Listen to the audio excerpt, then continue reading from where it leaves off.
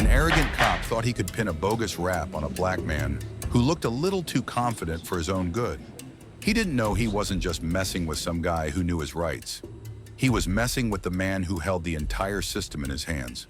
The flashing lights of the cruiser washed over the back of a black luxury sedan, a splash of red and blue against the quiet morning. Officer Trent Barlow watched them, a sneer already forming on his lips. A car like that on Maple Avenue, driven by a guy like that? Barlow had seen this movie 100 times and he always knew how it ended. He swung his door open and stepped onto the pavement. He moved with a deliberate, rolling swagger, a walk designed to broadcast absolute control. His knuckles grazed the textured grip of his firearm as he approached the driver's side. His judgment already rendered, the verdict already in. The tinted window glided down with a whisper-quiet hum. Behind the wheel was a black man in a tailored suit. He was the picture of composure, his hands resting lightly on the steering wheel. "Good morning, officer," the man said, his voice smooth and even. Barlow ignored the greeting, letting the silence stretch. "I'm sure you know why I pulled you over." He didn't phrase it as a question. The driver's eyes met his in the rearview mirror. "Actually, I don't. Please enlighten me."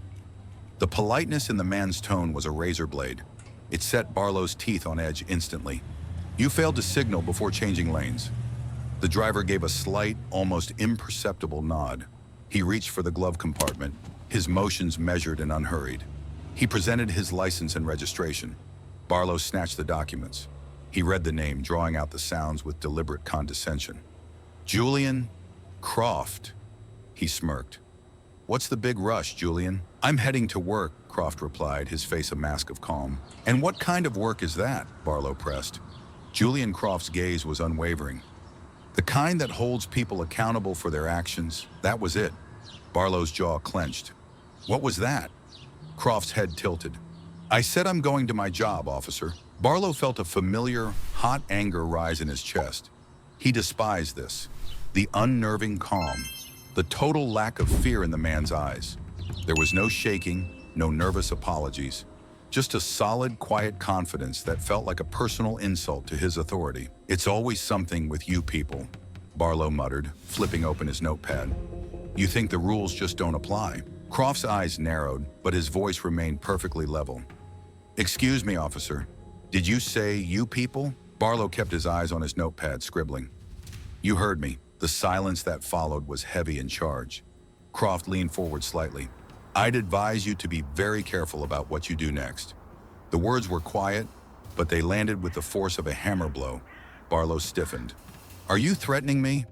"I'm offering you advice," Croft said softly. "Of course, you're free to take it or leave it. This is America, after all." Barlow stared, his mind reeling. He recognized that tone. It was the sound of a man who didn't just know his rights. He knew the system. He knew the loopholes. A wave of ugly, wounded pride washed over him. He snatched the documents and marched back to his cruiser, his boots striking the asphalt like drumbeats of war. This was about more than a ticket now. This was about putting this guy back in his place. He sat in his car and pulled up the citation form, but his fingers hovered over the keys. A ticket felt inadequate. He opened a new incident report. He began to type. Subject displayed a hostile and insubordinate attitude. He added verbal intimidation of an officer and willful obstruction of an investigation. The charges were flimsy, but it would be his word against Croft's. And Barlow knew exactly whose story the judge would believe. He strode back to the car and thrust the ticket through the window with a triumphant sneer. "Could have been a simple warning," he said, "but you decided to make it difficult." Croft accepted the paper, his expression unchanged. "You mean difficult for you," he corrected him quietly. Officer Barlow's sneer widened into a malicious grin. "You're going to need a damn good lawyer, friend." Julian Croft neatly folded the citation. His voice when he spoke was chillingly calm. "A lawyer won't be necessary, officer. But for your own sake, I hope you understand the rules of the game you just started.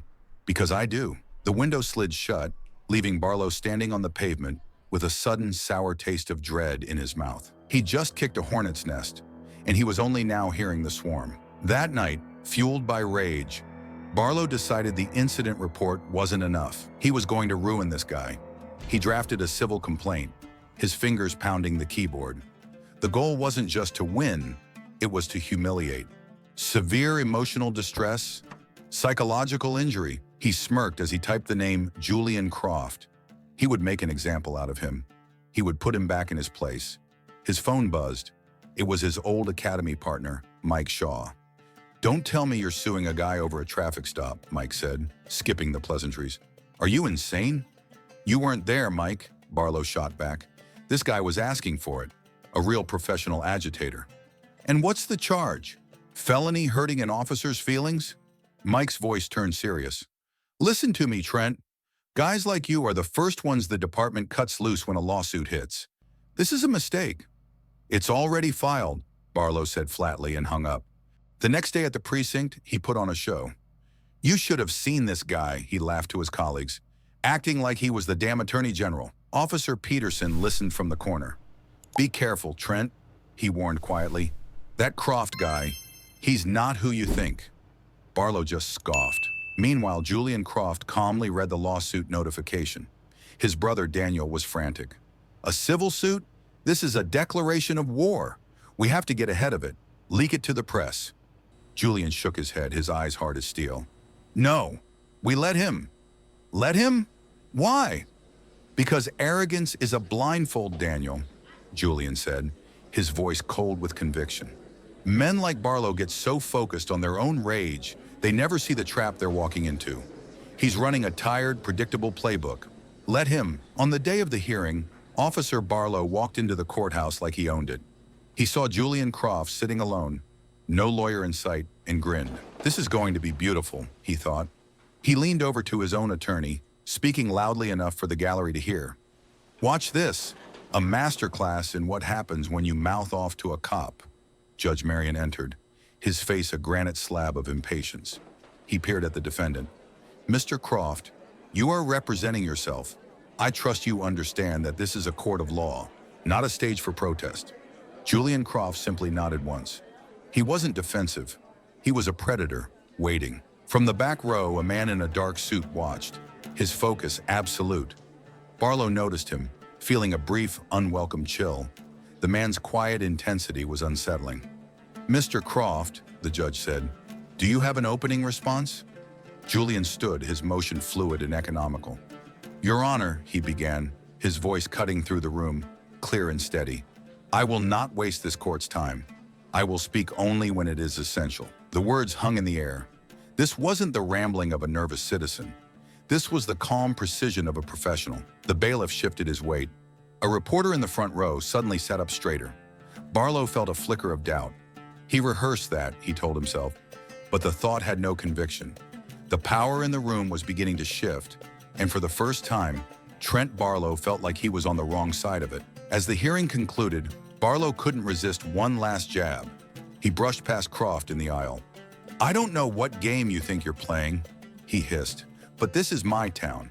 I am the system here." Julian Croft turned his head slowly, his eyes locking onto Barlow's with an unnerving intensity. "A man who is the system," he replied, his voice low and steady, "should know that the most dangerous person in the room is always the one who watches and waits." With that, he walked away. From the back row, the man in the dark suit, Agent Ross, stood and followed. As he passed the court clerk, he let his jacket fall open, just enough to reveal the glint of a federal badge. The clerk's eyes went wide. The trap was set, and Officer Trent Barlow was walking right into it. By the second hearing, the atmosphere had changed. Barlow's swagger was gone, replaced by a nervous energy. Julian Croft arrived as before, alone and composed. But this time, he carried a thick folder. When called upon, he stood and opened it. "Your Honor," he began, his voice cutting through the room, "pursuant to the Federal Accountability Act, Section 14C, an officer acting without probable cause is liable for civil rights violations." Barlow's lawyer went pale, frantically searching his tablet. Croft wasn't done. He placed a document on the evidence table. "This is the ruling from State v. Jackson, 2014, which affirms a citizen's right to question a stop, especially when the officer has a disciplinary history." He then laid down another paper, which brings us to a 2018 complaint against Officer Barlow by a Mr. Garcia, a complaint for unlawful detainment that was quietly settled out of court. "Objection!" Barlow screamed, his voice cracking as he shot to his feet. "That's irrelevant." Judge Marion silenced him with a glare. It speaks to a pattern of behavior, officer. He turned to Croft. And how did you obtain these records? Julian held the judge's gaze. I did my homework. A terrifying thought began to dawn on Barlow as he watched the exchange. He wasn't looking at a defendant. He was looking at a hunter who had just cornered his prey. The final hearing was a formality. The press row was half empty. The smart reporters already knew how this would end. Julian Croft walked in, carrying only a single thin envelope. He stood and looked directly at Trent Barlow. Your Honor, the plaintiff's entire case rests on his perceived character. I would now like to introduce a document that speaks to the reality of it. Objection!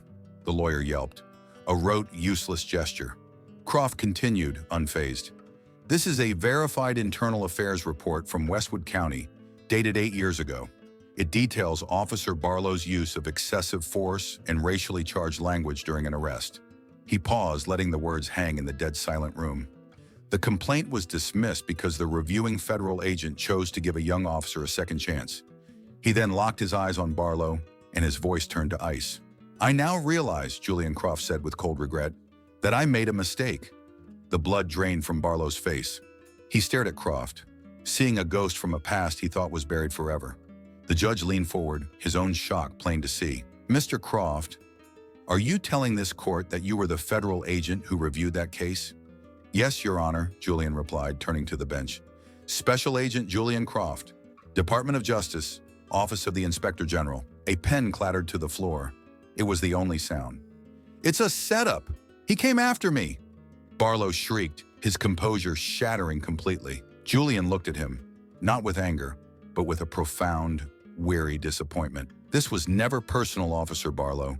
This is accountability. It was always waiting for you. As Barlow's lawyer sagged in his chair, a woman stood up from the gallery. It was Barlow's wife, Sarah. She walked down the aisle, her face a mask of stone, and stopped at his table.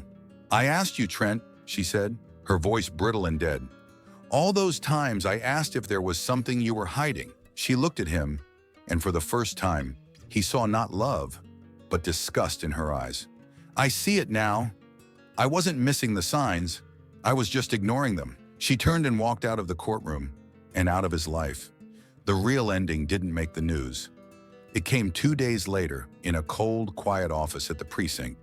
Barlow sat across from his captain, a man whose face was carved from granite in disgust. The DOJ is ready to indict you, Trent, the captain said, his voice flat.